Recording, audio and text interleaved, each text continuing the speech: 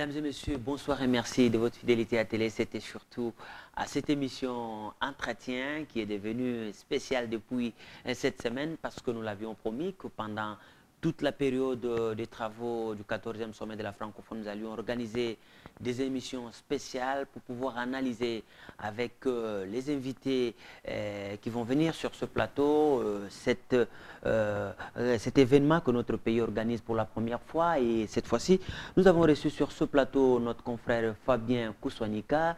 Bonsoir. Bonsoir Charlie. Je précise que vous êtes animateur de l'émission Questions-Réponses qui passe sur Télé 7. Et qu'est-ce que les Congolais ou les Quinois peuvent retenir immédiatement de cette émission? L'émission, c'est l'opportunité qui est offerte aux Congolais de la diaspora parce que beaucoup de gens pensent que nous sommes peut-être ailleurs et que nous ne sommes pas concernés, mais les Congolais de la diaspora ont envie de participer également dans le débat, qu'il soit politique, économique, social ou culturel de la République démocratique du Congo. Et Questions-Réponses, justement, essaye un peu de répondre à cette attente et nous leur donnons, grâce à Télé 7, je tiens déjà en passant à remercier toutes les autorités, notamment les sénateurs Moutinga, pour la confiance qu'il m'a accordée par rapport à cette émission. Donc c'est la plateforme qui permet à la diaspora d'être impliquée, dans le débat politique, économique, social ou culturel de la République démocratique du Congo. Voilà, merci beaucoup pour cette présentation. Questions-Réponses, c'est de place à Kinshasa avec tous les journalistes qui sont venus presque du monde entier pour participer à ce sommet. En tant que Congolais résidant à l'étranger, vous êtes maintenant dans votre pays qui organise un sommet de la francophonie. Comment vous vous sentez à ce moment? Mais je pense que c'est une opportunité qui s'offre au pays. Quand je dis pays, c'est-à-dire c'est à tous les Congolais pour s'exprimer. C'est une opportunité qui s'offre à tous les Congolais pour montrer à la face du monde ce dont on est capable. J'espère qu'en termes de bien, beaucoup plus, en dépit de certaines considérations politiques et ainsi de suite. Mais je pense que la francophonie, c'est l'occasion pour que l'âme du Congolais puisse être dans une certaine mesure mise à la disposition de nos invités qui voient comment nous vivons, comment nous respirons, quelles sont nos attentes par rapport à ce que nous considérons comme des frères dans une certaine mesure. Alors, frère francophone. Le frère francophone. Alors, quand on voit le thème de ces sommets, le 14e du genre, enjeux environnementaux, économiques face à la gouvernance mondiale, qu'est-ce que ça représente pour notre pays, ce thème? Bon, évidemment, il faudra peut-être rappeler que notre pays, dans une certaine mesure, à la croisée des chemins. Aujourd'hui, on ne peut pas parler du développement, que ce soit dans le domaine de l'environnement, que ce soit dans le domaine économique, sans parler de la République démocratique du Congo. Et je pense qu'à ce niveau-là, c'est une conscience que tout le monde doit prendre également, que nous sommes un pilier énorme. Et si on considère même tout ce qui nous arrive dans une certaine mesure, c'est parce que nous sommes ce que nous sommes en tant que Congolais, parce que nous avons un territoire que nous avons. Et donc, que ce sommet se tienne ici, avec un sujet comme celui-là, je pense que ça devrait d'abord mettre notre pays dans une position beaucoup plus, je dirais, confortable, parce que, qu'on se le dise, sans le Congo, je pense même que le monde n'aurait pas demain, disons, le niveau qu'il pourrait avoir. Parce qu'au niveau environnemental, vous savez, nous avons tellement des espèces qui sont, comment dire, la deuxième enviée, la deuxième forêt mondiale. C'est-à-dire, si aujourd'hui, regardez même lorsque vous êtes en train, même sur Google Earth, vous essayez de regarder, vous allez voir qu'au niveau de l'Afrique centrale, au niveau du Congo en particulier, c'est tout vert. Oui. Alors qu'ailleurs, c'est devenu un peu aride. Donc, ce que je veux dire, c'est que par rapport à la République démocratique du Congo, je pense que c'est un défi majeur et que nous devons maintenant prendre conscience du rôle qui est le nôtre sous l'échiquier international et se comporter par rapport à ce que nous devons être, c'est-à-dire un pays qui doit jouer en leadership surtout ici en Afrique. Alors, quels sont finalement les enjeux, en tout cas de ces assises par rapport à la gouvernance de notre pays, par rapport à l'avenir de ce pays? Bon, alors, peut-être c'est une question que vous auriez dû peut-être poser à ceux qui nous gouvernent. Mais voilà, vous mais maintenant, vous êtes journaliste, on est journaliste, on est analyste. Oui. Je pense, comme je le disais, c'est une opportunité également qui s'offre à ceux qui nous gouvernent pour montrer à la face du monde qu'ils sont capables du bien. Et vous avez parlé des enjeux, mais si aujourd'hui, disons, ce que je veux dire, pour que le pays puisse jouer réellement le rôle qui est attendu de lui, c'est que nous devons avoir dans une certaine une bonne gouvernance. Et c'est à ce niveau-là, c'est à eux de pouvoir montrer à la face du monde qu'ils sont capables du bien, c'est-à-dire capables de démocratie, c'est-à-dire capable de respect des droits de l'homme, c'est-à-dire capable de respect de, par exemple, de la liberté d'expression en ce qui nous concerne. Oui. Et donc, s'il y a attente, c'est beaucoup plus à ce niveau-là. C'est le souhait que nous émettons que, juste après que ça ne soit pas simplement bon, qu'on nous laisse parler ou qu'on laisse les gens s'exprimer pour faire semblant qu'il y a eu sommet parce qu'il y a des invités et après il n'y a rien. Mais nous pensons que, ou nous souhaitons que le sommet de la francophonie soit réellement le déclic qui va faire que tout le monde puisse se remettre en question, surtout au niveau des gouvernants, que désormais, qu'on puisse appliquer des techniques modernes de gestion d'un État. Voilà, notamment, on n'oublie pas ce qui se passe à l'Est. On va y revenir. Ouais. Alors, si je comprends bien, nous avons intérêt, nous avons un gain à gagner en organisant ces assises. Je pense quand même, ça serait malhonnête de dire qu'on ne gagne rien. Voilà. Déjà, le fait que tout le monde se déplace, comme je l'ai dit, oui. ça nous permet de pouvoir montrer à la face du monde ce dont nous sommes capables. Nous gagnons aussi peut-être la façon dont ça sera fait. Les gens partiront avec une certaine image. Vous savez, je vais vous dire une chose. Pour nous autres qui vivons dans la diaspora, et ça peut-être vous ici, vous ne le sentez pas très bien, parfois, on a du mal à se présenter comme Congolais. Ça, c'est une réalité. Vous allez partout, à Congolais, bon, c'est... voilà quoi. Mais l'occasion... c'est dû à quoi tous ces clichés-là? C'est dû à quoi? Mais c'est dû au gâchis, c'est ça la vérité.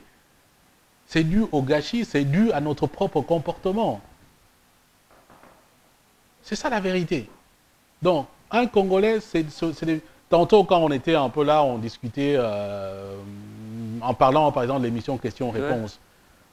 On a eu l'impression que quand on parle de l'Europe, les émissions qui arrivent ici, de quoi ça traite? Ça ne traite que parfois de la musique, ça ne traite que du théâtre, ça ne traite... On voit rarement des émissions qui font réfléchir les gens. Et même ici, là, bravo à Télé 7 parce qu'on sent quand même la différence. Quand vous voyez les programmes de télévision ici, qu'est-ce qu'il y a? C'est à 90% du divertissement. Et même, c'est même pas un divertissement entre guillemets positif. Ouais, c'est comme si dans une certaine mesure, on vous dit ne réfléchissez pas. Hein? Dansons, voilà, dansons, buvons et puis et ainsi de suite. Donc, cette image-là, ça nous colle à la peau partout. Vous allez en Côte d'Ivoire, on dit, bon, en Congolais, c'est la danse, voilà, c'est... pour ce qui est sérieux, autre chose, regardez dans les institutions internationales. Parce que c'est là où on voit, hein, si un pays est considéré, on le voit très souvent dans les institutions internationales. Comptez le nombre de Congolais. Ils sont combien? C'est bien dommage. Alors, si je vois ce que vous dites, nous avons intérêt à capitaliser, par exemple, toutes ces fréquentations pour changer aussi notre comportement. Mais c'est ça, justement, donc aussi, il y a quelque chose à gagner. D'abord, il faut que ça soit bien organisé. Il faut montrer que d'abord, les Congolais ils peuvent s'entendre en dehors de leurs problèmes, oui. Hein, qu'ils peuvent après savoir régler les problèmes. Oui. Parce que ça aussi, c'est une autre question. Nous avons difficile à identifier les vrais problèmes et à proposer les vrais remèdes. Ça, c'est le malheur du Congo. Chacun se cache derrière des petits intérêts, tire la couverture de son côté. Ici, on a des hommes politiques, en fait.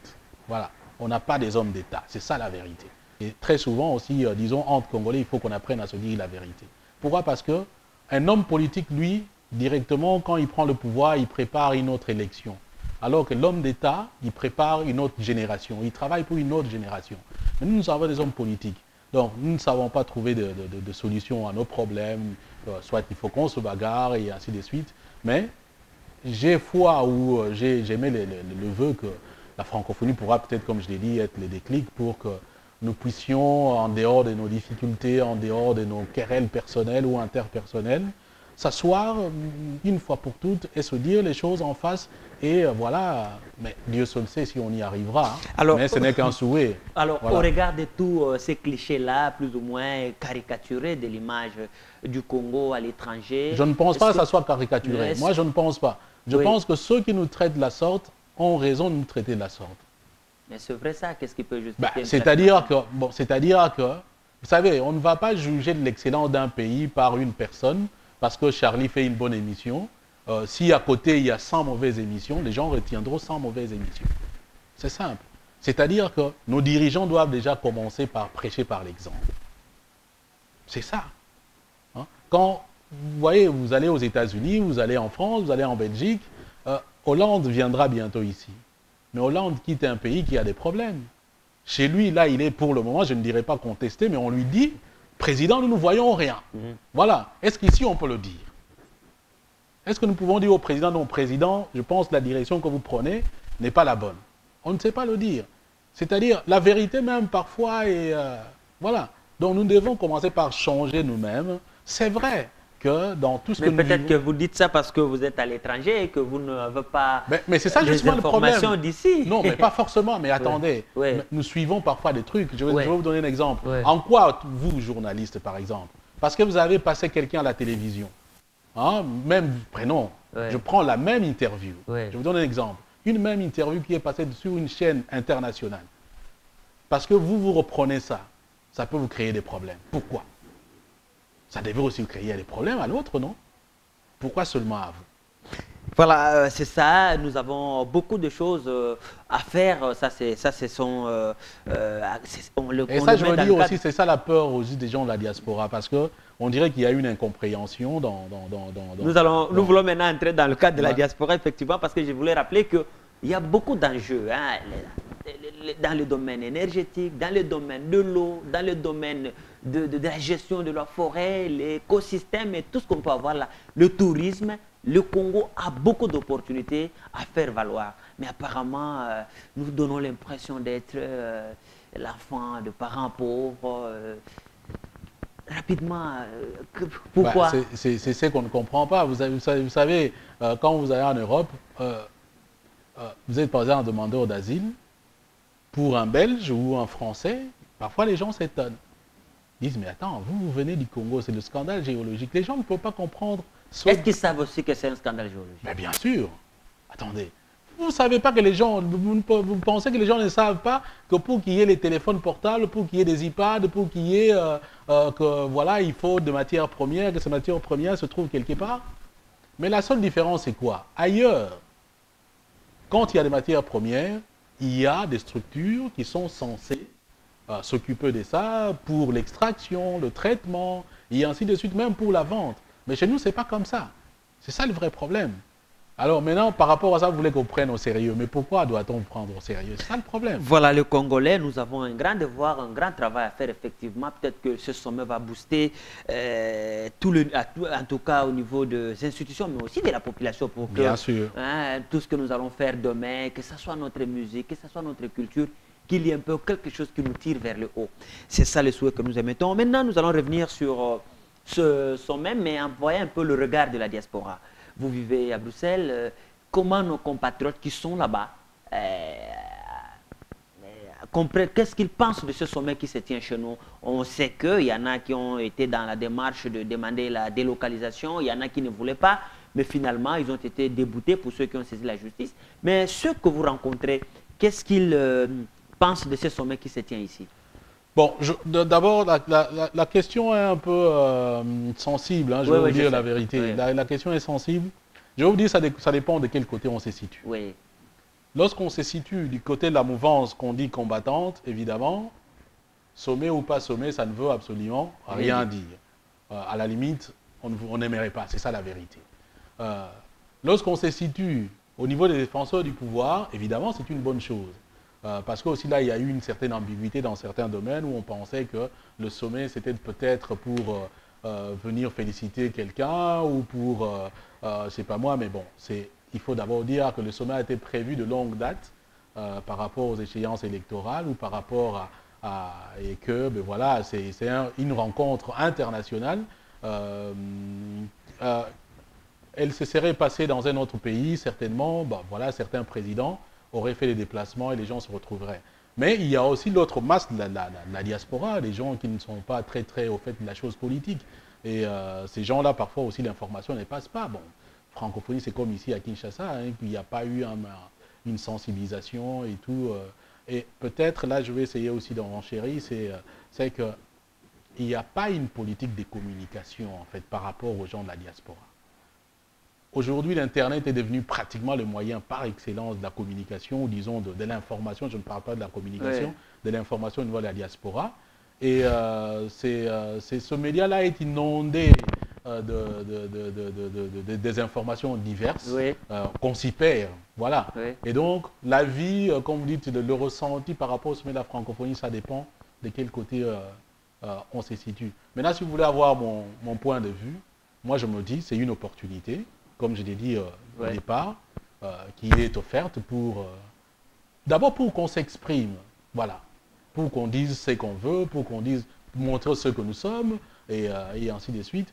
Il y a beaucoup de gens qui vont venir, même pour les opposants ou pour ceux du pouvoir, je pense que c'est une occasion pour mieux se raconter, quoi. Voilà. Oui, alors aujourd'hui, est-ce qu'aussi au niveau de ceux qui sont à l'étranger, ils sont aussi informés, comme vous venez de le dire tout à l'heure, que l'image que le Congolais donne à l'étranger n'est pas une image bonne et qu'il faut changer? Ceux de la diaspora eux-mêmes, vous voulez dire? Oui. Bien sûr. Et bien sûr. Écoutez, nous avons nos brebis galeuses.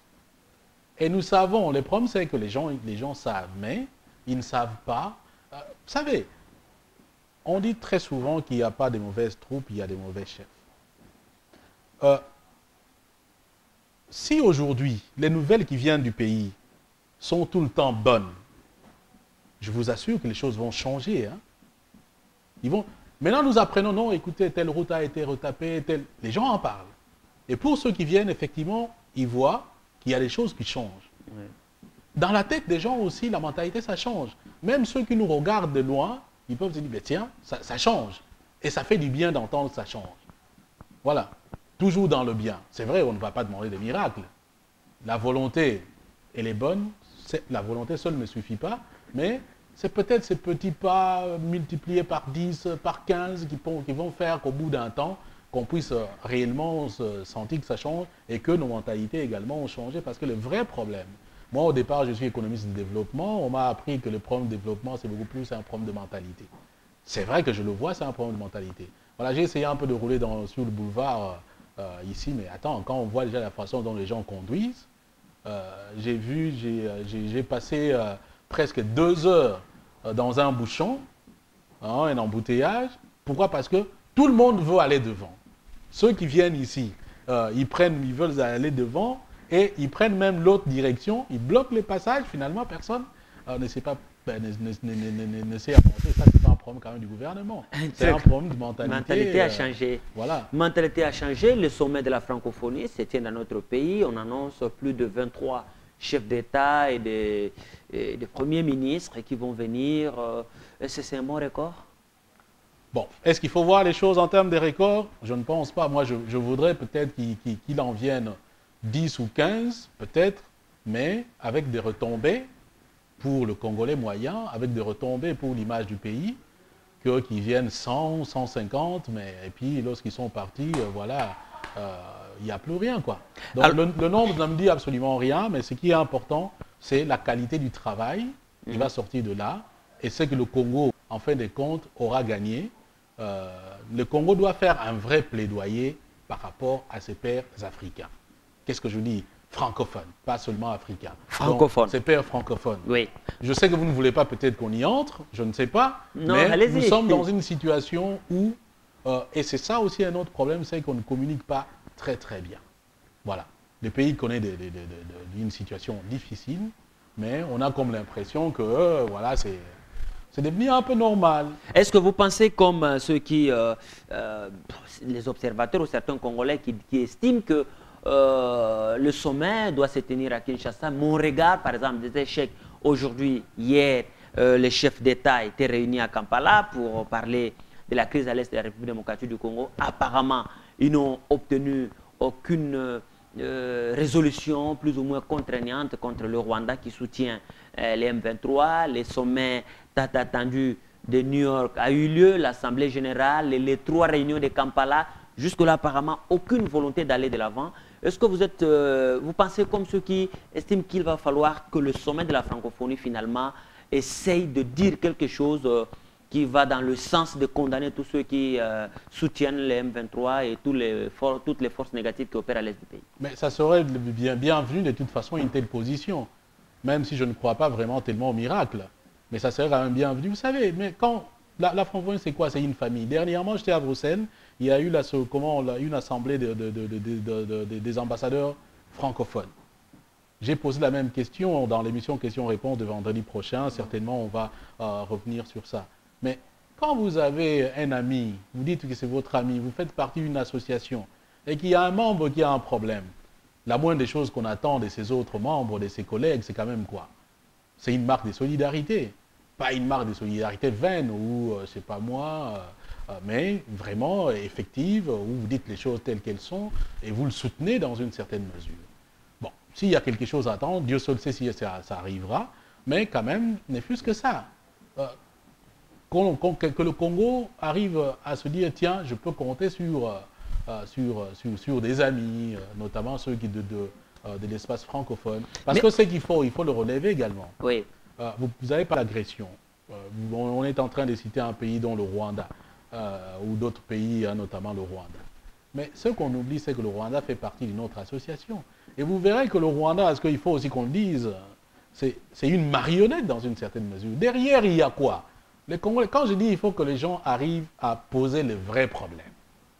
Le vrai problème, c'est que, vous savez, quand vous soignez les symptômes et que vous ne soignez pas la maladie, mais attends, après, c'est quoi? Il y aura, si le bouton, il apparaît ici, la maladie reste et puis il apparaît... Mais à un moment donné, on a vu les déferlements presque de grandes puissances qui retiraient les appuis budgétaires au Rwanda et tout ça. Est-ce que ça suffit pour l'amener à... C'est mon point de vue que vous voulez avoir. Je dis ça ne suffit pas.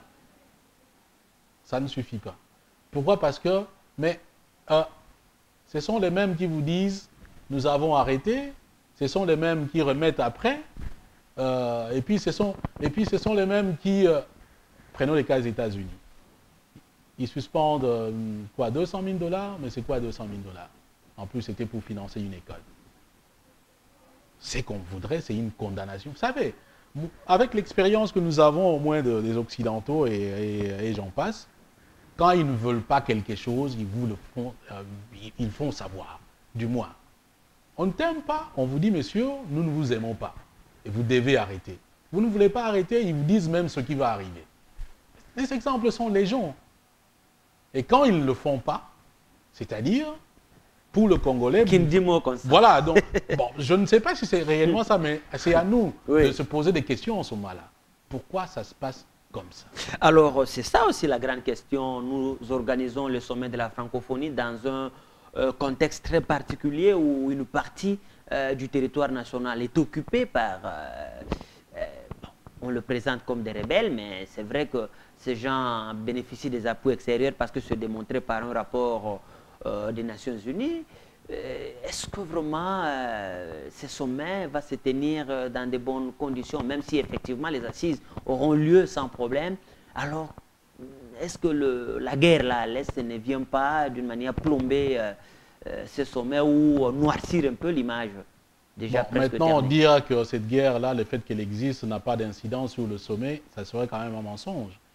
Il y a aussi un fait, c'est que l'organisation ou le fait que le sommet se passe à Kinshasa, ça a été quand même antérieur à la guerre. Oui. Bon, ça c'est au gouvernement. Est-ce qu'il a été de bonne loi pour le gouvernement de pouvoir maintenir ce sommet malgré la situation de guerre? Ça c'est une autre question. Mais n'empêche que, en tant que tel, c'est une opportunité qui est offerte, comme je l'ai dit, pour alors dans ce cas-là faire un plaidoyer efficace par rapport à cette situation-là. On parle de la force neutre, oui. Mais dans la force neutre, c'est une force internationale. Peut-être qu'il y a des pays francophones qui pourront se dire, tiens, on a été là-bas, nous avons vu comment ce peuple-là souffre, nous allons envoyer quelques militaires, par exemple. Alors, enfin, j'imagine. Oui, hein. c'est ça, ce que Donc, tout le monde pense, parce que là, jusque-là, il y avait un problème aussi, le financement, mais il y a un problème très sérieux que peut-être les gens ne savent pas, passent sous silence. C'est la catastrophe humanitaire. Il y a des milliers de nos compatriotes qui vivent en errance depuis le mois de mai. Et aujourd'hui, les enfants n'ont pas repris le chemin de l'école. Ceux qui sont en âge un peu plus avancé sont en tout cas recrutés par force pour intégrer les forces rebelles. Vous voyez un peu le drame qui se passe dans cette partie du pays. Mais c'est ça justement quand je vous parle de l'hypocrisie de la communauté internationale. Vous pensez que tous ces gens-là ne sont pas au courant de ce qui se passe à l'Est? Même ceux qui viennent dans la francophonie. Je vais vous dire une chose. nous sommes amenés parfois à rencontrer certaines autorités de pays. Vous savez, en Occident, ce n'est pas très difficile de rencontrer un ministre, de l'interviewer dans une rencontre. De toute façon, il n'y a même pas de protocole. Hein. Vous pouvez aller vers un ministre, excusez. D'abord, on dit rarement « Excellence » et tout, comme ça se passe ici. Hein, vous pouvez aller « Excusez-moi, est-ce que je peux ?» Voilà, ça se passe. Même un Premier ministre, à la limite. Ça arrive. Ce sont des choses vraies. C'est dont je parle. Voilà. Alors, ce que je veux dire, c'est quoi? Parfois, quand on parle avec ces gens, vous sentez que la situation congolaise, c'est... voilà, quoi. C'est pas une priorité. Voilà, c'est... Non seulement même pas une priorité, c'est comme si ça n'existait pas comme on le présente, en fait. Et nous autres qui avons ce pays-là dans l'âme, parfois on se dit, mais tiens, pourquoi ça se passe comme ça? Et on veut comprendre pourquoi ça se passe comme ça. Et je me dis, ici, on doit savoir. Alors, qui communique, qui nous disent?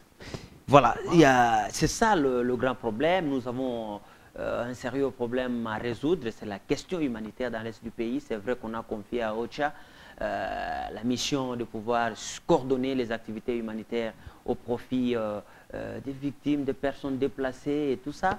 Alors, nous allons... Et d'abord, est-ce que c'est de ça dont on a besoin? Parce que aussi le problème, c'est quoi? J'ai lu un livre d'une dame d'origine zambienne, je crois, une certaine Dambi Samoyo. Parce qu'en fait, l'aide, c'est un piège. Et tant que les Africains, en particulier, ne comprendront pas ça... La main qui donne, c'est elle qui...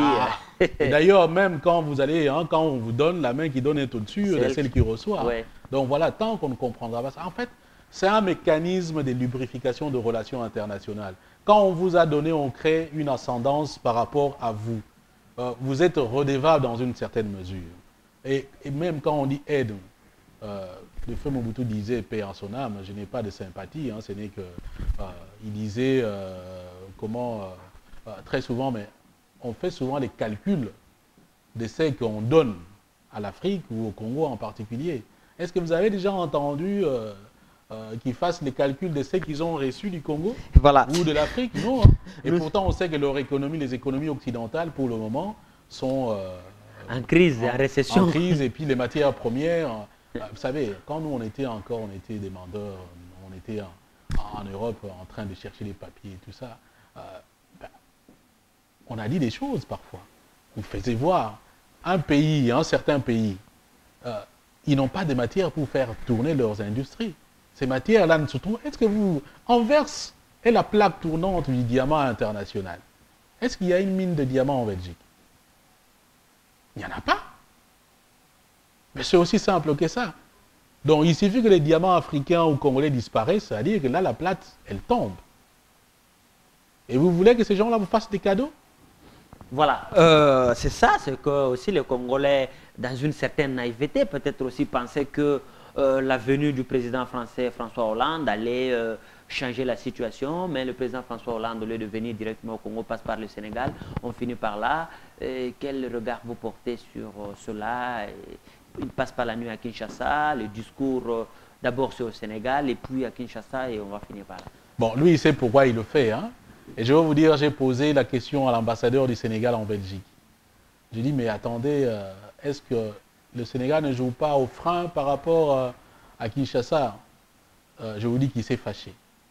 Il m'a répondu, mais en aparté, il me dit non. Donc vous pensez que le Sénégal peut être bon, hein, par rapport au Congo, nous pouvons... c'est vrai qu'on s'est posé des questions. Quel message François Hollande veut faire passer par rapport à ça? Est-ce qu'il veut montrer que je suis là malgré moi? Je ne serais pas venu, mais comme c'est quand même la francophonie et que la francophonie sans la France, ça donne un autre message, je ne sais pas. Est-ce qu'il voulait dire, bon voilà, je donne la priorité à un pays qui a été reconnu comme tel, comme étant démocratique? Je ne sais pas. Est-ce que c'est une raison? Mais moi, personnellement, je suis en train de nager entre ces différentes suppositions. J'imagine que peut-être c'est un problème d'agenda simplement, ou c'était... voilà. On va finir par là. Et Etienne Tshisekedi s'est résolu de reporter ou soit d'annuler la journée ville morte que son parti devait organiser ce mardi à Kinshasa. Comment vous appréciez cela?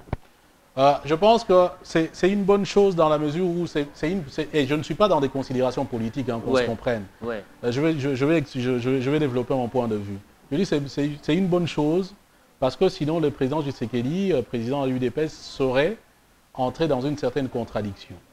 Parce que François Hollande arrive, il a prévu de le rencontrer selon ce que j'ai appris. Oui. Et donc je pense quand même que dans une certaine mesure, on ne va pas mettre le pays dans une situation enfin, entre guillemets d'inactivité, alors qu'on prévoit quand même quelques... Parce que si ça dégénère après, même cette rencontre-là n'aura pas lieu. Or, il est important qu'il y ait des occasions où, les gens n'ont pas compris ce qui s'est passé, Dieu seul sait ce qui s'est passé, hein, qu'il ait au moins l'occasion de pouvoir donner son point de vue.